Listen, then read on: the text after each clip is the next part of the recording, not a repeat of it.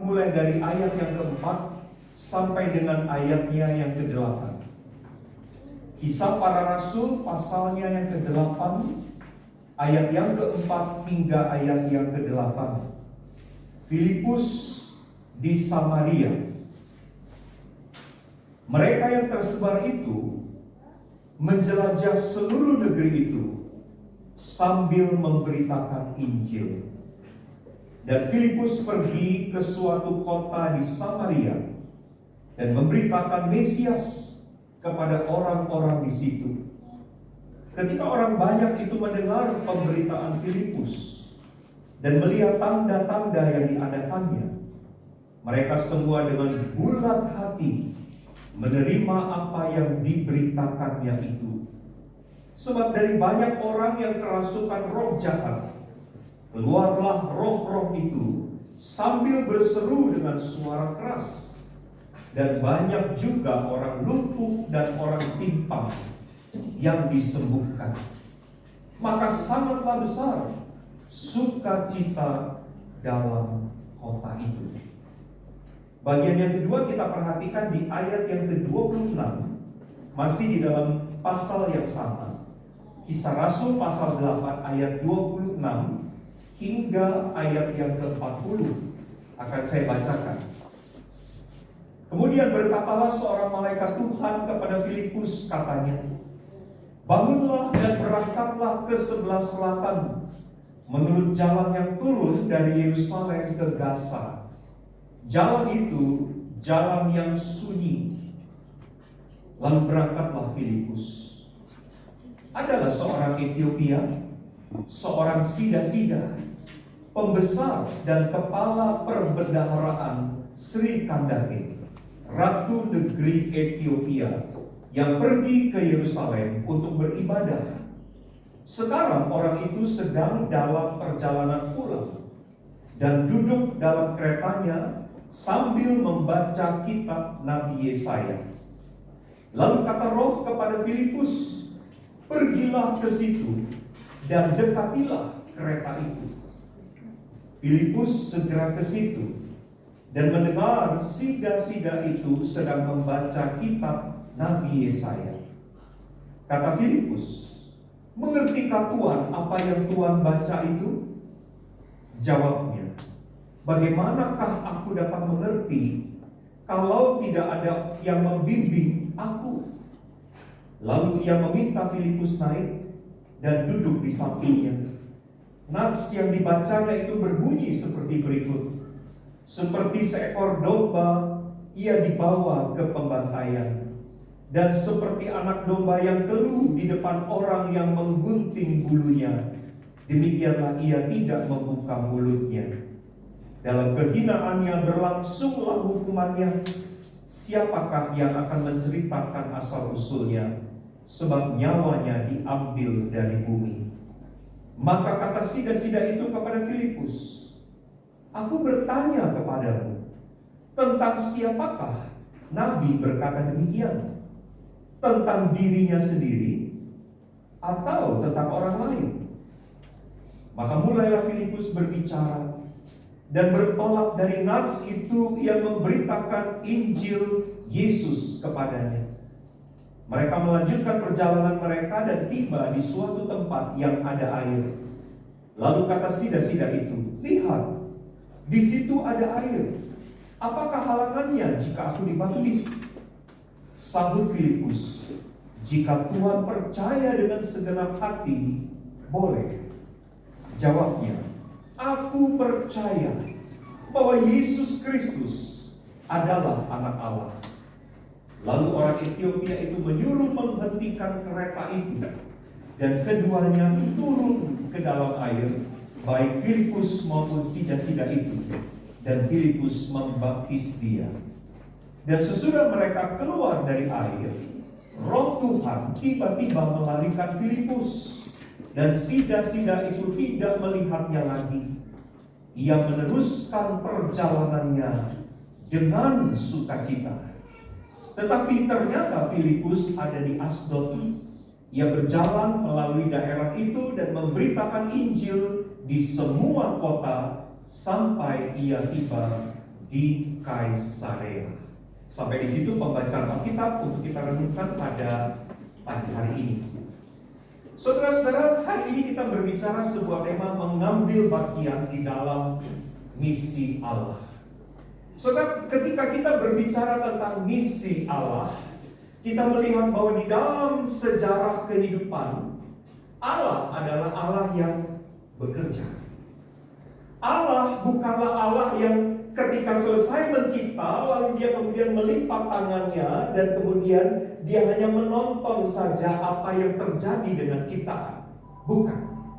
Allah bukanlah Allah yang demikian, saudara-saudara. Kalau kita membaca di dalam Alkitab, Alkitab menyaksikan bahwa Allah adalah Allah yang setelah menciptakan segala sesuatu, ternyata dia juga Allah yang bekerja. Saudara, Allah bekerja dengan berbagai macam cara. Allah bekerja dengan berbagai macam media. Allah bekerja dengan berbagai macam orang untuk bisa mewujudkan apa yang menjadi rencana dan kehendaknya. Saudara, itulah yang disebut dengan misi Allah. Saudara, Allah punya satu misi atas ciptaan ini. Allah punya satu rencana, Allah punya satu rancangan atas ciptaan ini, dan dia ingin supaya kehendak dan rancangannya itu bisa tergenapi, bisa terwujud. Dan misi utama kalau kita membaca di dalam Alkitab, saudara-saudara, dari Allah, saudara-saudara, adalah misi atau karya keselamatan. Saudara, sejak kejatuhan manusia ke dalam dosa, maka Allah bekerja dengan berbagai macam cara. Dia berfirman melalui nabi-nabi. Dia memakai begitu banyak orang untuk bisa membawa orang yang jatuh ke dalam dosa ini untuk bisa kembali lagi kepadanya di dalam keselamatan. Dan puncaknya kita tahu, saudara-saudara, adalah di dalam dan melalui kedatangan Tuhan Yesus Kristus. Yesus datang ke dalam dunia ini untuk mengerjakan misi Allah, yaitu Allah ingin supaya dunia yang sudah jatuh ke dalam dosa ini bisa diselamatkan. Manusia yang sudah terhilang ini bisa ditemukan. Manusia yang sudah terpisah dari Allah bisa bersekutu kembali dengan Dia. Dan Yesus Kristus mengerjakan misi Allah pada waktu Dia berada di tengah-tengah dunia ini. Saudara, secara utuh sebetulnya misi Allah, yaitu misi keselamatan, sudah dikerjakan oleh Tuhan Yesus Kristus dengan sempurna. Tetapi ketika kita melihat apakah misi itu sudah selesai sampai seperti yang Allah maksudkan, jawabannya belum. Belum. Misi keselamatan sudah dikerjakan dengan sempurna, tetapi saudara-saudara, apakah itu sudah mencapai titik yang Allah maksudkan? Belum. Kenapa saya katakan belum? Saudara, karena masih banyak orang yang belum membuka hatinya dan percaya kepada apa yang dikerjakan oleh Tuhan Yesus Kristus di atas kayu salib. Walaupun Tuhan Yesus sudah mati di atas kayu salib, walaupun kenyataannya bahwa semua hutang-hutang dosa manusia sudah dibayar dengan lunas oleh darah Kristus, tetapi yang menjadi persoalannya, saudara-saudara, sampai hari ini, saudara-saudara, dunia masih menutup pintu hatinya untuk Tuhan Yesus. Kalau kita baca di dalam kesaksian yang disampaikan oleh Yohanes di dalam Injilnya, Yohanes berkata pada pasal 1, dia datang kepada milik kepunyaannya, tetapi orang-orang kepunyaannya itu menolak dia. Itu adalah gambaran yang disampaikan Yohanes tentang kenyataan bahwa misi Allah bagi dunia ini belum mencapai titik yang Allah maksudkan. Allah rindu supaya banyak orang diselamatkan. Allah rindu supaya banyak orang yang terhilang bisa kembali kepadanya. Allah rindu supaya banyak orang yang sudah terhilang dan terpisah daripadanya bisa kembali di dalam persekutuan dengan dirinya. Dan itulah sebabnya, saudara-saudara, kalau kita membaca di dalam Alkitab, Tuhan Yesus berkata, sama seperti Bapa mengutus aku, demikianlah sekarang aku mengutus kamu. Saudara, perkataan Tuhan Yesus menjelang kenaikannya ke surga itu mau mengatakan bahwa misi Allah ini harus dilanjutkan. Sama seperti aku datang diutus oleh Bapa untuk mengerjakan misinya, dan aku sudah selesai mengerjakannya, tetapi misi itu belum sampai kepada titik yang Allah maksudkan. Karena itu Yesus berkata, aku mengutus kamu. Saudara, kita baca di dalam Alkitab sangat jelas bahwa mengapa murid-murid tidak diangkat naik bersama dengan Tuhan Yesus pada waktu Yesus naik ke surga. Jawabannya jelas. Karena murid-murid masih harus tetap tinggal di dunia ini. Untuk apa? Untuk melanjutkan misi Allah itu. Misi yang belum tuntas. Sudah sempurna dikerjakan oleh Yesus. Tetapi kalau manusia tetap menutup pintu hatinya, maka tidak akan dia mengalami keselamatan dari pengampunan dosa. Oleh sebab itu murid-murid Tuhan Yesus, para rasul, tetap tinggal di dalam dunia untuk mengerjakan misinya. Sampai kapan, saudara-saudara? Sampai nanti Tuhan Yesus datang kembali. Karena itu saudara dan saya sebetulnya adalah murid-murid Kristus yang hari ini ada di dalam dunia, yang masih harus melanjutkan atau menuntaskan misi itu. Kita tahu betul Tuhan Yesus sudah mati di atas kayu salib, tetapi hari ini belum banyak orang yang percaya. Hari ini kita tahu bahwa masih banyak orang-orang yang mengeraskan hati dan menutup pintu hatinya untuk Injil.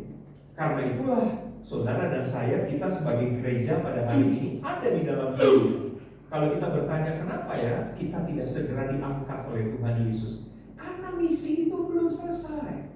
Kita harus mengambil bagian. Kita harus melanjutkan, mengerjakan misi itu sampai nanti Tuhan Yesus datang untuk yang kedua kalinya.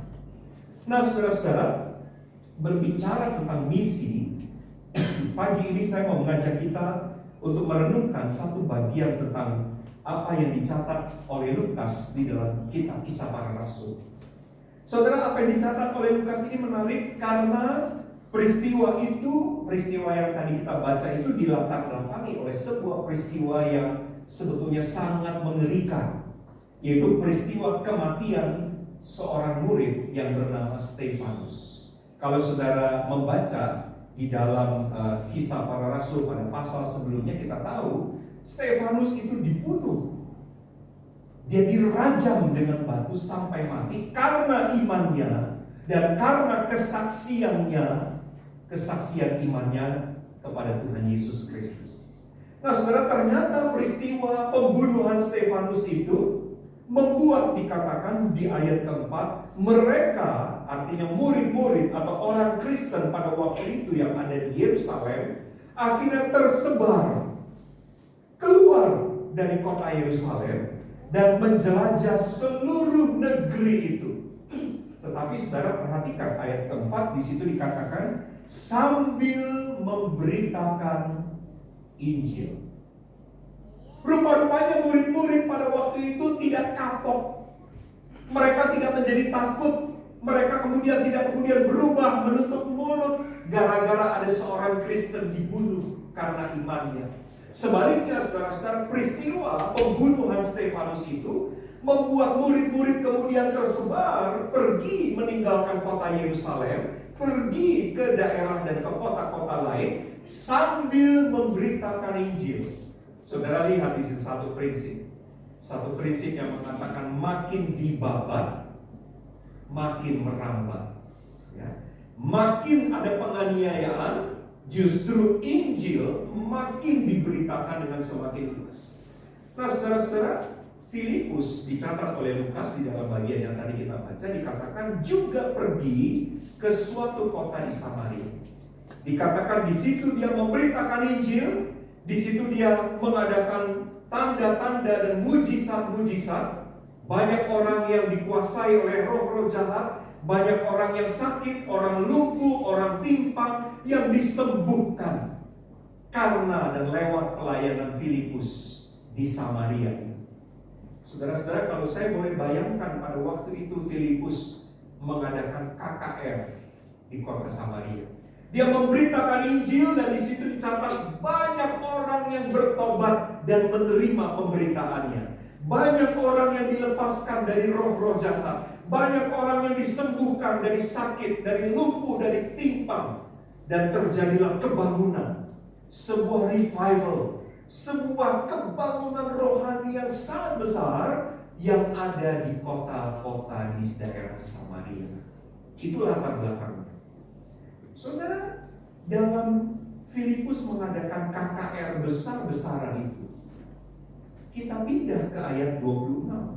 Di situ dikatakan, kemudian berkatalah seorang malaikat Tuhan kepada Filipus, katanya, bangunlah, berangkatlah ke sebelah selatan, menurut jalan yang turun dari Yerusalem ke Gaza. Jalan itu jalan yang sunyi. Lalu berangkatlah Filipus. Saudara, mungkin pada waktu kita baca ayat ini kita tidak berpikir apa-apa, karena kita tidak merasakan apa yang sebetulnya dirasakan oleh Filipus. Tetapi saya mencoba menyelami Bapak Ibu, apa yang sebetulnya dirasakan oleh Filipus. Dia sedang KKR, banyak orang bertobat gara-gara pelayanannya. Ada sebuah kebangunan rohani di wilayah Samaria. Tiba-tiba Tuhan melalui malaikatnya menyuruh Filipus untuk pergi. Ayat 26 mengatakan ke sebuah jalan di daerah selatan, jalan yang turun dari Yerusalem ke Gaza. Dan terlebih lagi dikatakan jalan itu jalan yang sunyi. Saudara, ada yang aneh dengan keterangan Alkitab di dalam dua bagian ini. Samaria yang ramai, Samaria yang sedang mengalami kebangunan rohani, Samaria yang dimana banyak orang bertobat, mungkin ratusan orang bertobat, terima Tuhan Yesus. Tiba-tiba ketika Filipus masih di tengah-tengah pelayanan KKR-nya di Samaria itu, dia disuruh pindah ke satu tempat. Di tempat itu bukan ada ratusan orang, hanya ada satu orang. Di tempat itu bukanlah tempat yang ramai, yang hingar-bingar sedang terjadi kebangunan rohani, tetapi tempat itu dikatakan tempat yang sunyi, sepi. Saudara, saya mencoba tempatkan diri saya sebagai Filipus. Kalau saya menjadi Filipus, saya akan protes sama Tuhan. Saya bilang, Tuhan, kenapa saya dipindahin ke situ? Saya ini lagi KKR loh Tuhan di kota ini, dan bukankah Tuhan lihat lewat khotbah-khotbah saya ini ratusan orang itu bertobat, ada banyak orang disembuhkan, ada banyak orang dilepaskan dari kuasa-kuasa jahat. Kenapa dan untuk apa saya harus pindah ke situ Tuhan? Itu jalan sepi. Di sini ada ratusan orang. Di situ cuma ada satu orang. Di sini ada keramaian karena kebangunan rohani. Di situ tidak ada apa-apa.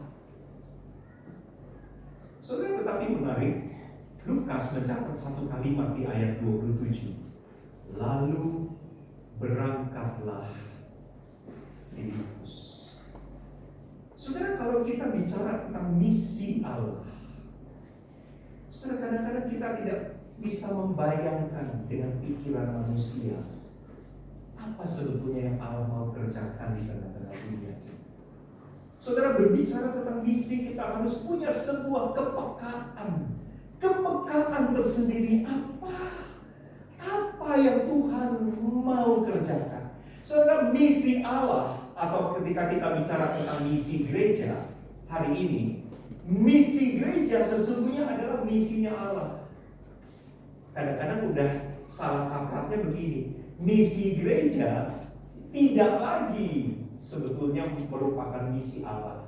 Misi gereja sudah menjadi misinya pengurus gereja, misinya pendeta, misinya majelis, bukan lagi misinya Allah. Saudara, ketika kita bicara misinya gereja adalah gereja melanjutkan misi yang Allah ingin lakukan untuk dunia. Dan karena itu ketika kita menggumuli misi itu, kita harus bertanya, apa Tuhan yang Tuhan mau? Bukan berbicara apa yang kami mau. Apa Tuhan yang Tuhan rancang, bukan apa yang menjadi program kami Tuhan.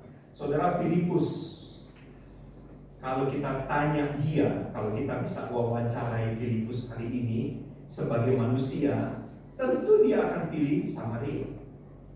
Dalam perhitungan secara manusia, Samaria itu lebih prospektif. Pelayanan Filipus dengan berkhotbah di depan ratusan orang, saudara-saudara, lebih efektif. Sekali khotbah, itu seperti peribahasa. Sekali tepuk, 5 lalat mati, gitu ya. Sekali khotbah, ratusan orang bertobat. Secara pemikiran manusia menurut pertimbangan efektivitas, pasti Samaria itu lebih bagus ada di situ. Tetapi Bapak Ibu, kita belajar dari bagian ini bukan tentang isinya Filipus. Ini bukan tentang kemauannya Filipus sebagai seorang manusia. Ketika bicara tentang apa yang menjadi misi Allah, apa yang Tuhan mau kerjakan, apa yang Tuhan sedang rencanakan, maka itu kembali lagi kepada Tuhan. Maka ketika Tuhan bilang melalui malaikatnya, Filipus pergi ke situ, saudara, tidak ada respon di dalam Alkitab dicatat Filipus protes. Tuhan, yang benar aja. Tuhan, saya lebih enak di Samaria. Enggak ya. Tidak ada respon-respon seperti itu. Ayat 27 langsung mencatat respon ketaatan Filipus. Lalu berangkatlah Filipus. Saudara, hari ini Allah dan misinya yang saya katakan tadi belum selesai, dan gereja harus melanjutkan. Saudara, gereja kita ini harus berpikir bukan tentang apa sih yang kita atau yang gereja kita mau kerjakan di dunia ini. Bukan. Kita harus berpikir kembali tentang apa yang Allah mau kerjakan, apa yang Allah sedang kerjakan, apa yang Allah ingin kita lakukan, dengan menaruh kita di sini. Saudara, ini pengalaman saya pertama ke Kalimantan Selatan. Ketika datang pertama kali dan sampai tadi di perjalanan bersama dengan Pak Kiki, kami ngobrol-ngobrol dan tahulah bahwa gereja di Kalimantan Selatan ini, khususnya di Banjarmasin ini, adalah kelompok kecil sekali dari mayoritas masyarakat yang Kristen. Tapi ada gereja di kota ini. Tuhan taruh gereja ini sekian tahun, bahkan yang di Banjarmasin katanya sudah hampir 50. Maka kita harus punya sebuah kepekaan, saudara-saudara. Kenapa Tuhan taruh gereja di tengah-tengah mayoritas masyarakat yang belum percaya? Untuk apa? Dan apa yang Tuhan mau kita lakukan dengan keberadaan kita di tengah-tengah konteks kita yang seperti ini? Saudara, kepekaan seperti itu yang harus kita miliki. Kalau kita bicara Kalimantan, saudara-saudara, ada begitu banyak daerah-daerah yang masih terisolasi, yang belum berkembang. Ada begitu banyak orang yang bukan saja bicara Injil, bahkan membaca, menulis. Gak bisa. Bukan cuma anak-anak kecil, tapi sampai orang-orang tua. Saudara, dan kita ada di pulau ini. Maka saudara-saudara, mestinya kita sebagai gereja peka. Tuhan mau apa? Apa yang menjadi misi Tuhan? Dan kepekaan itulah yang harus kita ikuti dengan satu sikap seperti Filipus. Ketaatan. Saudara, mengambil bagian di dalam misi Allah itu berarti bukan menaruh pikiran manusia untuk kita sebut ini misinya Allah. Bukan. Misi Allah betul-betul adalah apa yang Tuhan mau kerjakan, dan kita bergumul untuk itu. Dan dengan ketaatan kita mengerjakannya seperti apa yang Tuhan mau. Saudara, bagian yang kedua ini menarik di dalam perikop Kisah Para Rasul ini. Setelah kemudian Filipus datang ke tempat itu, ternyata di situ ada seorang Ethiopia. Dan keterangan ini menarik karena orang Ethiopia di dalam kacamatanya orang Yahudi, ini bukan kacamata saya, kacamatanya orang Yahudi, Ethiopia itu disebut kafir. Ethiopia itu tidak termasuk hitungan. Orang Yahudi itu punya kesombongan sendiri tentang keyahudiannya dan mengatakan yang di luar Yahudi itu sebagai orang-orang kafir, seperti orang Samaria itu disebut bukan orang-orang pilihan. Saudara, ada satu saja, dan lebih lagi dia adalah orang Ethiopia yang nggak dihitung, yang nggak dianggap oleh orang-orang Yahudi. Ternyata orang ini adalah bukan orang sembarangan. Dikatakan oleh Lukas dia adalah pembesar dan kepala perbendaharaan. Ini orang penting, pejabat di Ethiopia. Tetapi kendati pun dia seorang pejabat, ketika dia duduk di dalam perjalanan pulang dari Yerusalem ke Ethiopia, saudara-saudara, besar kemungkinan walaupun dia tidak dihitung, dia dianggap sebagai orang kafir, tetapi besar kemungkinan orang Ethiopia ini adalah penganut agama Yahudi. Karenanya dia datang ke Yerusalem. Kita tahu saudara-saudara, kalau kita membaca di dalam kitab Kisah Para Rasul pasal kedua, di dalam peristiwa Pentakosta, kita tahu bahwa rasul-rasul itu berbicara di dalam bahasa bangsa-bangsa lain. Ya. Dan sangat mungkin akhirnya agama Yahudi itu sampai atau dipeluk juga oleh orang-orang non-Yahudi, termasuk orang Ethiopia. Nah, orang Ethiopia ini datang ke Yerusalem, saudara-saudara, untuk beribadah. Dalam perjalanan pulang dia membaca kitab Nabi Yesaya. Sekalipun dia adalah orang besar, tetapi dia tidak mengerti apa yang sedang dia baca. Ayatnya berbunyi seperti seekor domba, ia dibawa ke pembantaian, seperti anak domba yang keluh di depan orang yang menggunting bulunya, demikianlah ia tidak membuka mulutnya. Dalam kehinaannya berlangsunglah hukumannya. Siapakah yang akan menceritakan asal usulnya? Sebab nyawanya diambil dari bumi. Saudara, banyak orang seperti ini ya, termasuk mungkin juga banyak orang Kristen seperti ini nih. Baca tapi nggak ngerti. Baca tetapi tidak paham. Apa sih ini? Ini tentang siapa sih? Dan apa sih ini maksudnya? Saudara-saudara, sida-sida ini adalah orang yang belum mengerti Injil. Dia belum pernah mengerti tentang kabar baik di dalam Tuhan Yesus Kristus. Lalu di dalam kesempatan itu Filipus bertanya kepada sida-sida itu, Tuhan, mengertikah Tuhan apa yang sedang Tuhan baca ini? Lalu sida-sida itu berkata begini, kalau tidak ada orang yang menjelaskannya kepada aku, bagaimana mungkin aku mengerti? Saudara, Filipus segera menangkap momentum atau kesempatan itu. Lalu dia naik ke atas kereta duduk bersama sida-sida itu, dan dia menjelaskan bahwa Nabi Yesaya bukan berbicara tentang dirinya. Nabi Yesaya sedang bernubuat, dan nubuat itu disebut nubuat tentang Mesias, nubuat mesianik, bahwa kelak Mesias akan datang. Mesias itu datang justru akan mati, mengorbankan dan menyerahkan dirinya untuk keselamatan manusia. Saudara-saudara, Filipus memakai kesempatan itu. Saya tidak mengerti ini berapa lama, tapi menurut saya ini adalah waktu yang sangat cukup Filipus memberitakan Injil. Di mana ada kesempatan, disitulah Filipus menggunakannya untuk menyampaikan Injil kepada sida-sida ini. Saudara lihat, ya, dari teks ini kita melihat begini. Mau itu KKR besar,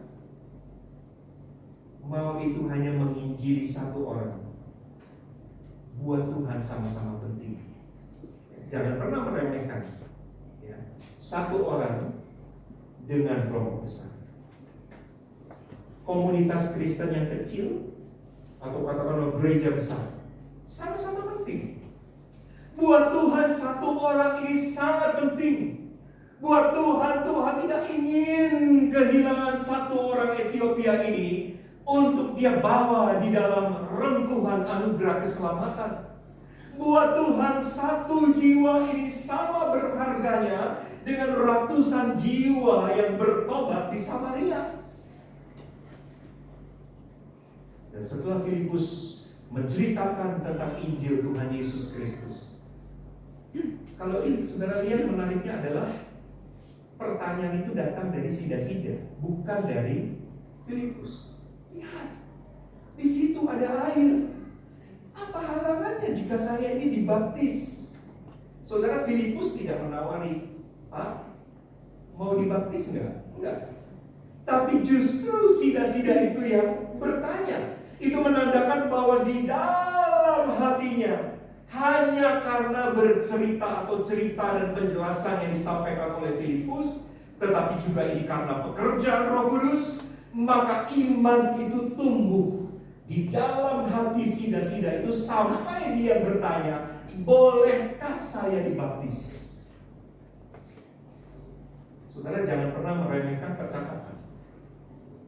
Kadang-kadang kita bilang, saya nggak bisa mengabarkan Injil, saya ini nggak pintar ngomong, saya nggak tahu nih masuknya harus dari mana kalau mau PI pribadi, saya tidak tahu mulainya dari mana. Saudara, katakan saja, bercakap-cakap saja. Karena masalahnya adalah orang bertobat bukan karena kata-kata kita. Tuhan memakai kata-kata kita, tetapi orang bertobat karena pekerjaan Roh Kudus.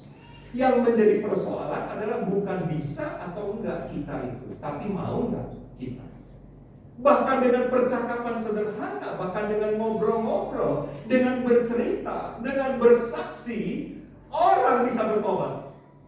Tidak perlu pendeta besar, tidak perlu KKR besar untuk mempertobatkan orang. Hanya dalam kesederhanaan kita memberitakan atau menceritakan tentang Yesus, maka cerita atau kesaksian kita itu bisa dipakai oleh Roh Kudus untuk membuat orang bertobat. Saudara, luar biasa. Sida-sida itu akhirnya dibaptiskan. Saudara, siapa yang menyangka seorang yang pergi ke Yerusalem hanya karena melakukan ritual? Itu ritual agama. Gak ngerti juga kenapa dia melakukannya. Pokoknya datanglah karena memang harus ke Yerusalem. Dan dia pulang juga dalam ketidakmengertian, di dalam ketidakpahamannya tentang apa yang sedang dibacanya. Tetapi hari itu, satu jiwa ini, saudara-saudara, bertobat. Hari itu bukan ratusan orang, satu jiwa, bukan orang Yahudi, orang Ethiopia yang buat Tuhan sama disayang oleh Tuhan. Satu jiwa ini diselamatkan. Saudara, bukankah harusnya kita juga berbagian di dalam misi Allah yang seperti ini? Kalau di awal khotbah tadi saya katakan Yesus sudah mengerjakan misi Allah dengan cara mati di atas kayu salib. Artinya misi keselamatan itu sudah dikerjakan dengan selesai, tetapi misi Allah belum sampai kepada apa yang Allah rindukan. Yang Allah rindukan adalah, coba saudara ingat-ingat, keluarga kita yang belum percaya, teman-teman, tetangga kita mungkin, supaya mereka pun juga boleh berbagian di dalam anugerah keselamatan. Sama seperti satu orang Ethiopia tidak dilewatkan oleh kita, maka hari ini Tuhan juga tidak ingin melewatkan satu orang juga pun. Dan mungkin satu orang itu adalah keluarga saudara. Mungkin satu orang itu adalah orang tua saudara. Mungkin itu teman kita. Masalahnya adalah kita mau nggak? Kita taat nggak seperti Filipus ini? Kita bersedia nggak? Ketika Tuhan mau bekerja melalui kita dan kita melakukan bagian yang memang harus kita lakukan, bicara saja, ceritakan saja, saksikan saja. Roh Kudus akan melakukan bagian. Saudara, bagian yang terakhir di dalam perikop ini menjadi menarik. Karena pada waktu Filipus membaptis sida-sida itu, saudara, baptisan itu bukan dilakukan dengan baptisan percik, ya. Kita tahu bahwa di dalam atau pada waktu zaman itu baptisan itu dilakukan dengan cara immersion, ya. Artinya diselam. Mereka berdua masuk ke dalam air, dan setelah mereka keluar dari air, setelah sida-sida itu keluar dari air, yang menarik adalah begini. Roh Tuhan tiba-tiba melarikan Filipus, dan sida-sida itu tidak melihatnya lagi. Saudara, buat saya keterangan ini sangat penting. Apa penting? Ini bicara tentang kesempatan yang cuma datang satu kali. Filipus disuruh pergi ke jalan yang sepi untuk melayani seorang sida-sida, dan ternyata kesempatan untuk bicara dan bahkan untuk menginjili sida-sida itu, bahkan sampai membaptiskan, itu hanya datang satu kali, dan setelah itu sida-sida itu tidak melihat Filipus. Ketemunya mereka itu bukan kebetulan. Ketemunya mereka itu karena rancangan Allah. Tetapi rancangan Allah itu ada di dalam sebuah momentum yang datangnya cuma satu kali. Ingat, cuma satu kali. Waktu saya siapkan bagian ini, saya ditegur oleh Tuhan, saudara-saudara. Ditegur karena ada banyak kali kita melewatkan momentum, kan? Ada banyak kali kita melewatkan kesempatan, kan? Di mana ada kesempatan, di situ sebetulnya kita harus berbicara. Di mana ada kesempatan, di situ kita bisa bercerita. Tapi kita pilih diam. Atas nama nggak enak lah. Nanti dia marah, nanti dia tersinggung, nanti dia apa. Atas nama nggak enak, lalu kemudian kita tutup mulut kita rapat-rapat, dan kesempatan itu kemudian selesai, habis. Dan mungkin seumur hidup sampai nanti kita mati, kita nggak akan pernah ketemu dengan orang ini lagi. Artinya apa? Sebetulnya ada kesempatan buat kita berbicara tentang Yesus kepada orang itu, tetapi kesempatan itu kita lewatkan. Kesempatan itu saudara-saudara kita tinggalkan dan berkata nanti saja. Nanti saja.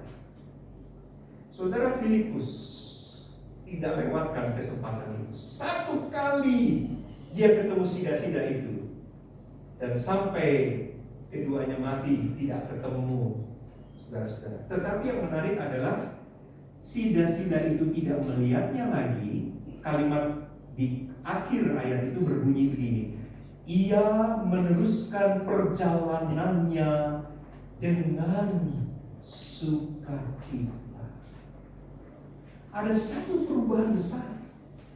Tidak mengerti, bingung tentang apa yang sedang dibaca, berubah menjadi sukacita.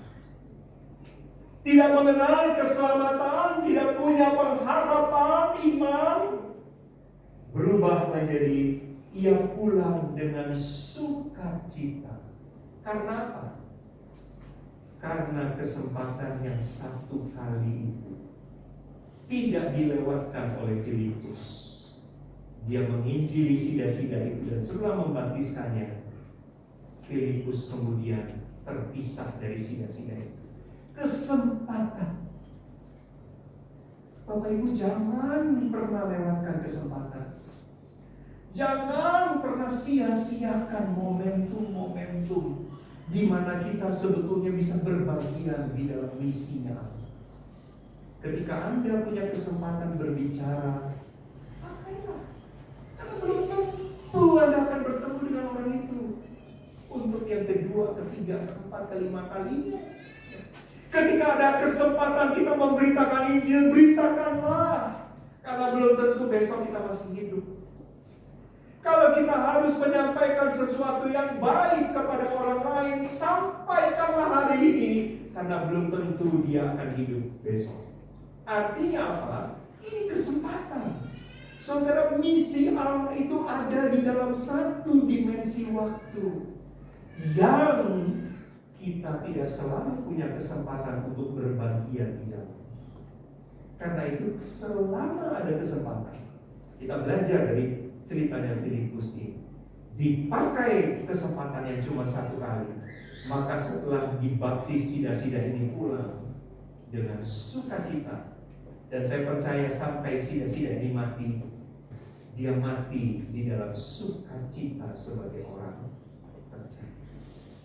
Saudara, rindukah saudara membawa perubahan kekal di dalam hidup orang lain?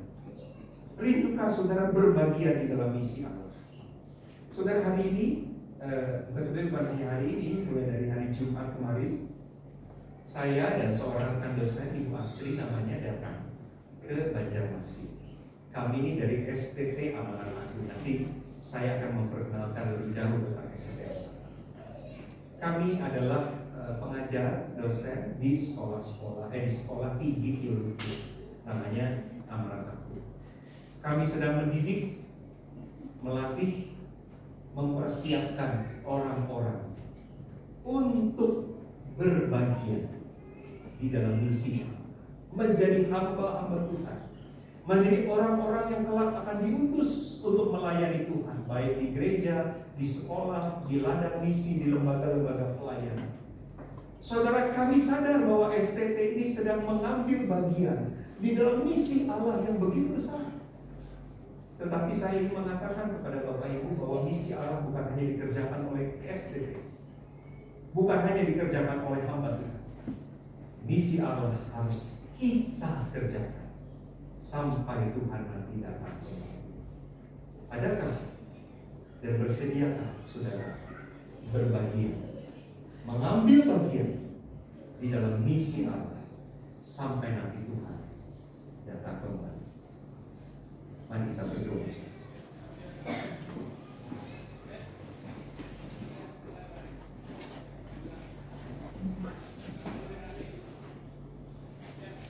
Bapa di dalam surga, kami bersyukur untuk firman yang boleh kami dengar pada pagi ini.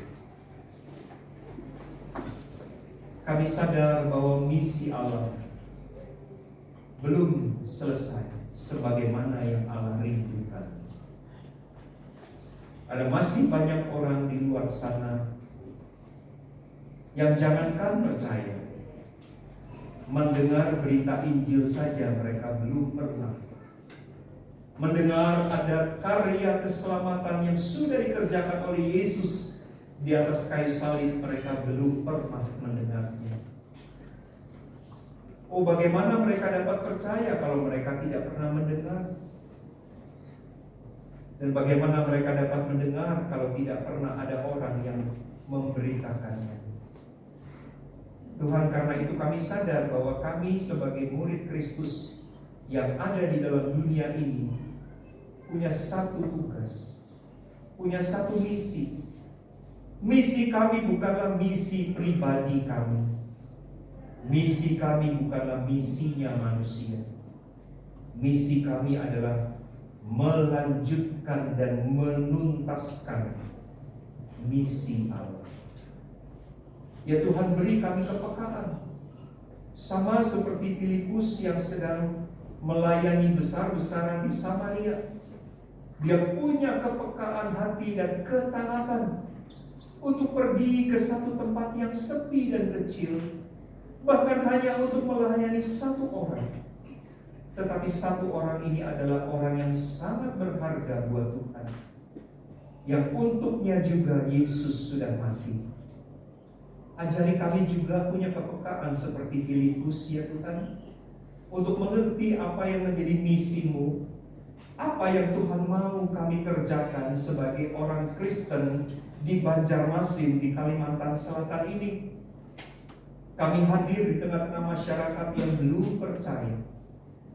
Karena itu berikanlah kepada kami kepekaan, hikmat dan keberanian untuk bisa melakukan bagian kami melanjutkan misi-Mu di tempat di mana kami ditempatkan oleh Tuhan di sini.